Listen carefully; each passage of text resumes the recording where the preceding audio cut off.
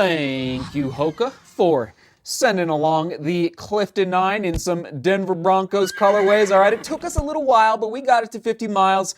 I'm not running a ton right now. I think I took it out for at least 12 runs, but we got it there. There is the mileage on your screen. Actually, let's just confirm, 8.2 ounces in my size. I don't love that. It's funny. It felt lighter. I'm a little surprised it was over 8 ounces, but it is just a daily trainer, so the weight doesn't matter that much. But daily trainer, this is where I'd put the runs. This is where how I would use the shoe for runs moving forward. Daily trainer, I would use it for an easy day. We'll get to the midsole here in a second. And then the drop, all right, the stack height. It gained a little bit of stack compared to the Clifton 8. So if you prefer a little leaner midsole, a little closer to the ground, maybe go for the Clifton 8, all right? And actually, if I can find it on sale, I'll put it on the screen right now. There's the cheapest I could find, and then I will link to the Clifton 8 full review down below in the description as well.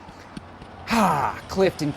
The lockdown. It's fine. I think I went 6 out of 10. Not epic. It's something about, I don't know. It's just you know what it is? All right. I think the eyelets are a little too close to each other. It's hard to describe, but if you cut the upper right down the middle, I think that they could put the eyelets a little further out on the medial and lateral sides so that the actual shoelaces could do a little more of the work, and it's not an epic lockdown in my opinion. And I was getting a little bit, just a smidge of heel slipping in the heel pocket. I went true to size, but you might want to consider a half size down, especially if you're wearing very thin socks in the hot summer months, okay? So it wasn't horrible. And I think the more that I ran in it, like if I went past, I would say like 7:15 a mile, that's when I really started to notice just a little bit of heel slipping. I must say, love the heel count. You know, I love a good elf heel or heel flare there in the back. Very comfortable. It is not a gusset. Whoa. Hold on. Semi-gusset-ish. That's interesting. What is going on that side? I don't even know. It's like a one gusset on the medial side, but there's no gusset on the lateral side. That is fascinating. Anyway, overall upper, I'd say it's going to be very breathable. There are the scores. Now, for the ride and energy return, fine. It's not bouncy. It's not like the Mach.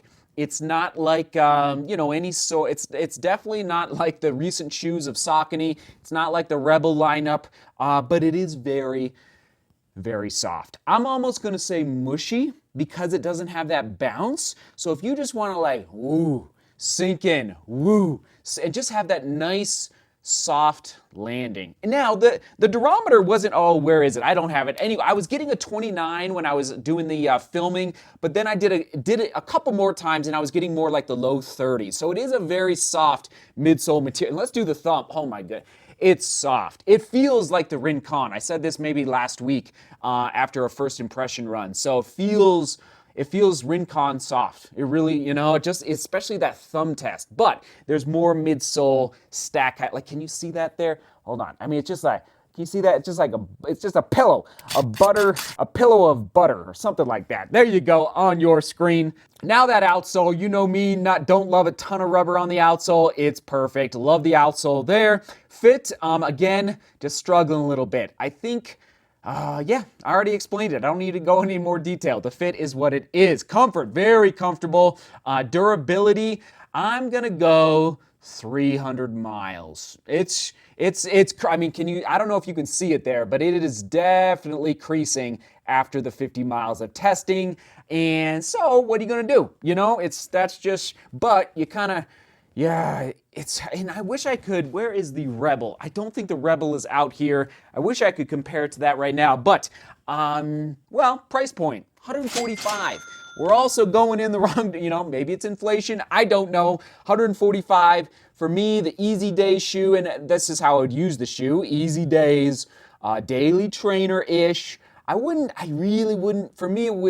use it for a long run. We're talking 20 plus miles. I think by the end, you're just going to be a little tired of the sinking in.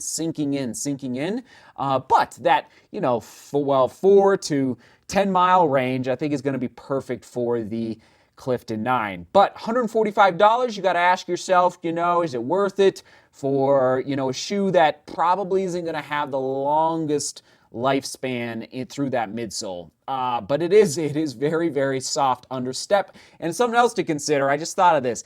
If you live somewhere really hot, midsoles can soften up even more in really hot conditions. So keep that in mind as well, depending on where you live. All right, so 5 out of 10 for that price point, because I like I'm going to stick to it, that 120 to 130 range for the price point. That's what we've been talking about for 5 years in the studio. That's like the sweet spot for easy day running shoes and daily trainers, frankly. All right, so we gotta hold them in check, everybody. There is the final score on your screen. Okay, I wish it could be higher, but I think the durability really hurt it. Not loving the price point going up, but you buy this shoe for the softness. Just buy it for that's why you buy it. All right. If you don't like soft, don't buy it. It's not going to work out. I just love doing. I mean, it is. So I'm not running a ton right now, but when I do go above, especially like 80 miles a week, that's when I will yearn for the Clifton 9. For me personally, and my legs and my biomechanics, all right? I'll be like, man, I will reach for it, because I need a little bit of gentleness under step. There is the comment of the day on your screen from Ryan, being pulled from the Hoka Clifton 8. Ryan said, and this is interesting because I think the Clifton 8, it wasn't nearly this soft under step. So Ryan says, be patient with Hoka. They take at least 50 to 75 miles to break in and become soft. After that period, you won't look back. They are great trainers and great company. Ryan, I don't know. I'll push back a little bit.